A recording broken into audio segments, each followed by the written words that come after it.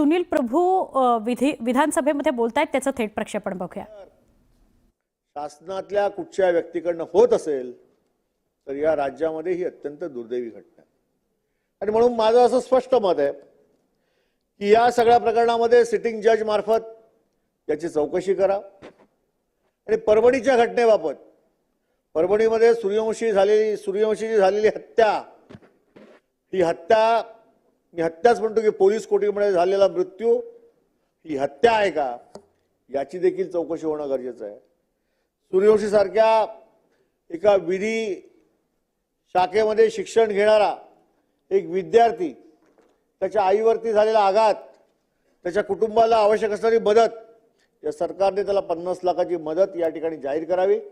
आणि त्याचबरोबर ज्या परभणीतील व्यापाऱ्यांनी स्वयंस्फूर्तीने बंद या ठिकाणी पुकारला होता, शांततेच्या मार्गाने बंद पुकारला होता, या परभणीतल्या व्यापाऱ्यांचं जे नुकसान झालंय त्या नुकसानामध्ये पंचनामे झालेले आहेत।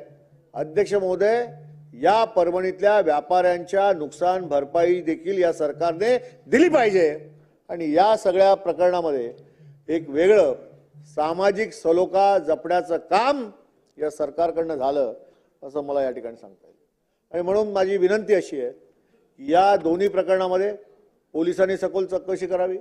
पोलिसांनी अद्यापर्यंत आरोपींना अटक केले नाहीत, याचे धागेदोरे कुठपर्यंत जात आहेत, कालच्या भाष्टाचा प्रत्यार्थ बघून याच्यामध्ये वाळू माफिया आहेत का, याच्यामध्ये आणखी कोण माफिया आहेत का, याच्यामध्ये तिकडे येणाऱ्या पवनचक्क्याच्या कंपन्यावरती दादागिरी करण्यासाठी आणि खंडणीसाठी हा प्रकार झाला आहे का, या सगळ्या गोष्टी ज्याच्यावरती चर्चा झाली, आज सभागृहाची चर्चा होते, त्याबाबतचा निर्णय हा सरकारकडनं या सभागृहाला माहिती होणं आवश्यक आहे। आणि आज जरी माननीय मुख्यमंत्र्यांकडे याबद्दलची सत्यतेची माहिती नसली तरी देखील या ठिकाणी सिटिंग जज मार्फत आपण या संपूर्ण घटनेची चौकशी केली तर सत्य समोर येईल, कोणताही राजकीय दबाव याच्यावरती राहणार नाही आणि खऱ्या अर्थाने या ठिकाणी संतोष देशमुख याच्या दोन्ही मुलांना आणि सूर्यवंशी याच्या आईला या ठिकाणी न्याय मिळू शकेल। आणि महाराष्ट्रामध्ये पुन्हा अशी घटना कधी घडवण्याचं धाडस कोणी करणार नाही असं माझं मत आहे। आणि म्हणून याच्यावरती जी गंभीर चर्चा होते त्याचं गांभीर्य लक्षात घेऊन सरकारने याचं उत्तर द्यावं आणि येणाऱ्या काळाबाबत याच्याबाबतची कारवाई करावी असं माझं स्पष्ट मत आहे। सन्माननीय सदस्य हेमंतजी ओगले, सन्माननीय सदस्य अमितजी देशमुख,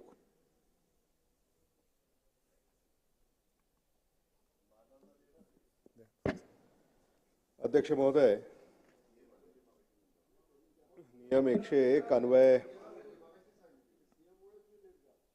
अल्पकालीन चर्चा जी उपस्थित करण्यात आलेली आहे त्याच्यावर मी माझं मत व्यक्त करण्यासाठी या ठिकाणी उभा आहे। अध्यक्ष महोदय, सभागृहामध्ये जी चर्चा या ठिकाणी आज उपस्थित होते, अशाही चर्चांमध्ये आपल्याला सहभागी होण्याची वेळ येईल असं कधी वाटलं नव्हतं। चर्चा ही महाराष्ट्राची तर आहेच, पण विशेषतः मराठवाड्यामध्ये बीड आणि परभणी या जिल्ह्यांमध्ये अलीकड जे अत्याचार झाले या संदर्भामध्ये ही चर्चा या ठिकाणी उपस्थित करण्यात आलेली आहे। परभणीमध्ये सोमनाथ सूर्यवंशी यांची हत्या झाली असं सोमनाथ सूर्यवंशी यांची आई म्हणते, पण सोमनाथ सूर्यवंशी यांचा मृत्यू झाला हे सत्य आहे। आणि हा मृत्यू का झाला, कशामुळे झाला, याची चर्चा या सभागृहामध्ये आज या ठिकाणी होते। कालही याच्यावर सभागृहामध्ये चर्चा झाली। अध्यक्ष महोदय, सोमनाथ सूर्यवंशी यांची आई काय म्हणते? सोमनाथ सूर्यवंशी यांची आई असं म्हणते, आधी माझ्या लेकराचा जीव घेतला आणि मग पोलिसांनी मला फोन केला। अध्यक्ष महोदय, जर अशी अवस्था महाराष्ट्रामध्ये कायदा आणि सुव्यवस्थेची असेल तर मला असं वाटतं की महायुतीचे नेते या संदर्भाने आता काय उपाययोजना करतायत यांच्याकडं आमचं आणि या सभागृहाचं महाराष्ट्राचं लक्ष लागलेलं आहे. परभणीमध्ये असं घडतं, बीडमध्ये असं घडतं आणि मराठवाड्यातल्या इतर जिल्ह्यातही म्हणजे लातूरमध्ये सुद्धा अनेक अशा घटना घडलेल्या आहेत. अनेक